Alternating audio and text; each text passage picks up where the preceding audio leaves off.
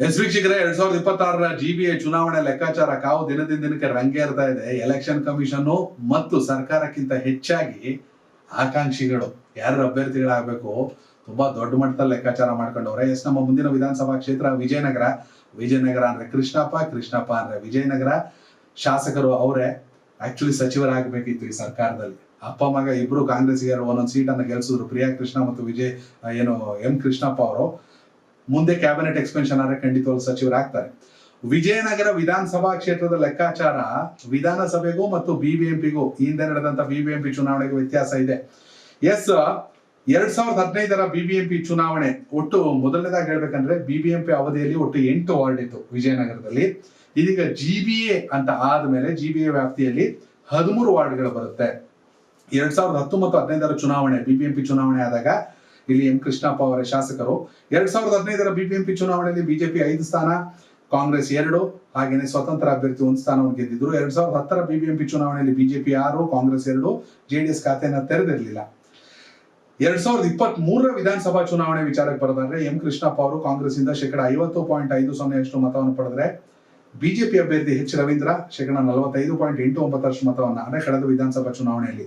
ಇನ್ನು 2013ರ ವಿಧಾನಸಭಾ ಚುನಾವಣೆಯಲ್ಲಿ ಎಂ ಕೃಷ್ಣಪ್ಪ ಅವರು ಕಾಂಗ್ರೆಸ್ ಇಂದ 71.41% ಮತ, ವಿ ಸೋಮಣ್ಣ ಬಿಜೆಪಿಯಿಂದ 41.03% ಮತವನ್ನ ಪಡೆದಿದ್ರು. ನಾವು 2018ರ ಚುನಾವಣೆ ಲೆಕ್ಕಾಚಾರ ತಗೊಂಡಿಲ್ಲ, ಯಾಕೆಂದ್ರೆ ಆಗ ಬಿಬಿಎಂಪಿ ಎಲೆಕ್ಷನ್ ಆಗಿಲ್ಲ. ಅಕ್ಷಯ್ ಅವರೇ, ತುಂಬಾ ಕುತೂಹಲ ಅಂತಾರೆ, ವಿಧಾನಸಭಾ ಚುನಾವಣೆಯಲ್ಲಿ ಪ್ರಾಬಲ್ಯ ಕಾಂಗ್ರೆಸ್, ಈ ಹಿಂದೆ ನಡೆದಂತ ಬಿಬಿಎಂಪಿ ಚುನಾವಣೆ 2010 ಮತ್ತು 15ರಲ್ಲಿ ಬಿಜೆಪಿ ಪ್ರಾಬಲ್ಯ. ಖಂಡಿತ ಇದು ಬಿಜೆಪಿ ಮತ್ತು ಕಾಂಗ್ರೆಸ್ನ ಬಿಜೆಪಿ ಅನ್ನೋದಕ್ಕಿಂತ ಸೋಮಣ್ಣ ಮತ್ತು ಕೃಷ್ಣಪ್ಪ ಬಣದ ತುಂಬಾ ಟಗ್ ಆಫ್ ವಾರ್ಗೆ ಸಾಕ್ಷಿಯಾಗಿರುವಂತ 2 ಕ್ಷೇತ್ರಗಳು, 2 ಅಕ್ಕಪಕ್ಕದ ಕ್ಷೇತ್ರಗಳು ವಿಜಯನಗರ ಮತ್ತು ಗೋವಿಂದರಾಜನಗರ.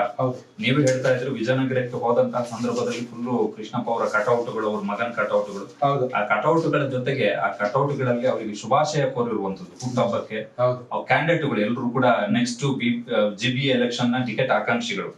ಸೊ ನಾವು ವಿಜಯನಗರದ ಈ ಹಿಂದಿನ ಚುನಾವಣೆ 2015ರ ಚುನಾವಣೆಯ ಒಂದು ಅಂಶವನ್ನ ನೋಡೋದಾದ್ರೆ, ಕೆಂಪಾಪುರ ಅಗ್ರಹಾರ ಸ್ವತಂತ್ರ ಅಭ್ಯರ್ಥಿ ಗೆದ್ದಿದ್ರು ಗಾಯತ್ರಿ ಅಂತ ಹೇಳಿ.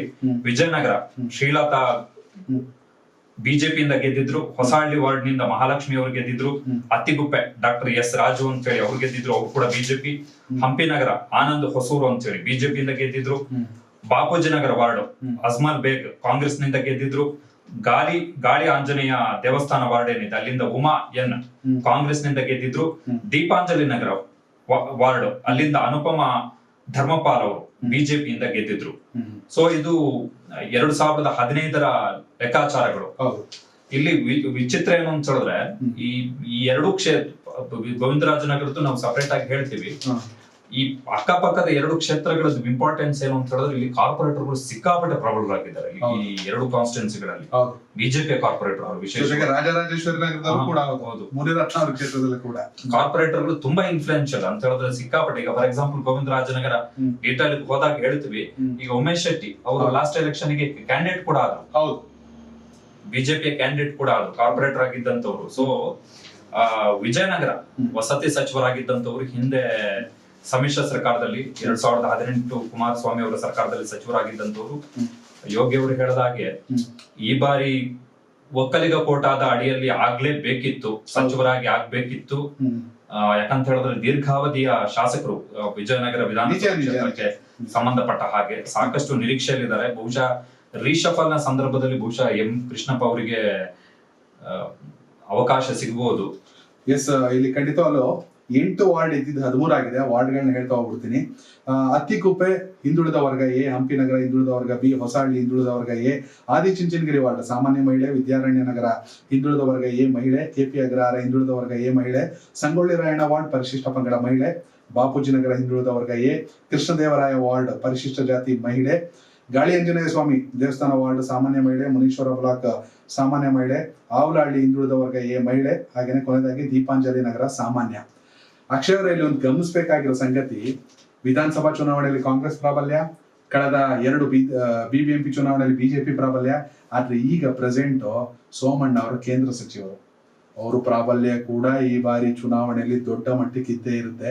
ಹಂಗಂದ ಮಾತ್ರಕ್ಕೆ ಎಂ ಕೃಷ್ಣಪ್ಪ ಸೋಮಣ್ಣ ಅವ್ರಿಗೆ ಇನ್ನೊಂದು ಸವಾಲು ಏನು ಅಂತ ಹೇಳಿದ್ರೆ, ಅವರ ಮಗ ಅರುಣ್ ಸೋಮಣ್ಣ ಅವರು ಕೂಡ ವಿಧಾನಸಭಾ ಚುನಾವಣೆಯ ಟಿಕೆಟ್ ಆಕಾಂಕ್ಷಿ ಇರೋದ್ರಿಂದ ಹೌದು, ಅವ್ರಿಗೂ ಕೂಡ ಈ ಭಾಗದಲ್ಲಿ ವಿಜಯನಗರ ಮತ್ತು ಗೋವಿಂದರಾಜನಗರ ಭಾಗದಲ್ಲಿ ಅವ್ರಿಗೂ ಕೂಡ ಅವರ ಅಸ್ತಿತ್ವವನ್ನ ಸಾಬೀತುಪಡಿಸ್ಕೋಬೇಕಾದಂತ ಅನಿವಾರ್ಯತೆ ಇದೆ ಅವ್ರಿಗೆ. ಓಕೆ, ಹೀಗಾಗಿ ಈ ಬಾರಿ ವಿಜಯನಗರ ವಿಧಾನಸಭಾ ಕ್ಷೇತ್ರ ವ್ಯಾಪ್ತಿಯ 13 GBA ವಾರ್ಡ್ಗಳಲ್ಲಿ ಬಿಜೆಪಿ ಮತ್ತು ಕಾಂಗ್ರೆಸ್ ಎರಡರ ನಡುವೆ ಕೂಡ ಸಮಬಲದ ಪೈಪೋಟಿ ನಡೆಯುವ ಸಾಧ್ಯತೆ ಇದೆ. ಕೇಂದ್ರ ಸಚಿವರಾಗಿ ಸೋಮಣ್ಣ ಹಾಗೆ ಅವರ ಮಗ ಅರುಣ್ ಸೋಮಣ್ಣ ಚುನಾವಣೆಯನ್ನ ಮಾಡ್ತಾರೆ. ಮತ್ತೊಂದು ಕಡೆ ಎಂ ಕೃಷ್ಣಪ್ಪ, ಅವರಿಗೆ ಪ್ರಿಯಾ ಕೃಷ್ಣ ಆಗಿರ್ಬೋದು, ಹಾಗೇನೆ ಇನ್ನೊಬ್ರು ಪುತ್ರ ಆಗಿರ್ಬೋದು, ಜೊತೆ ಕಾರ್ಯಕರ್ತರಾಗಿರ್ಬೋದು, ದೊಡ್ಡ ಮಟ್ಟದ ಸೈನ್ಯವನ್ನೇ ಕಟ್ಟವ್ರೆ. ದೊಡ್ಡ ಮಟ್ಟಕ್ಕೆ ಹೈ ವೋಲ್ಟೇಜ್ ಕರೆದ ನಡೆಯುತ್ತೆ. ವೀಕ್ಷಕರು, ನೀವು ವಿಜಯನಗರ ವಿಧಾನಸಭಾ ಕ್ಷೇತ್ರದ ಮತದಾರರಾಗಿದ್ದು ದಯವಿಟ್ಟು ಕಾಮೆಂಟ್ ಮೂಲಕ ತಿಳಿಸಿ, ಈ ಬಾರಿಯ GBA ಚುನಾವಣೆಯಲ್ಲಿ ಯಾವ ಪಾರ್ಟಿಯದ್ದು ಮೇಲುಗೈ? ಸರ್, ಹೆಚ್ಚು ಕಮ್ಮಿ ನಾನು 100 kg ಇದ್ದೀನಿ, ಸಣ್ಣ ಆಗ್ಬೇಕು, 75 kg ಬರಬೇಕು ಅಂತ ಯೋಚನೆ ಮಾಡ್ತಿದ್ದೀರಾ?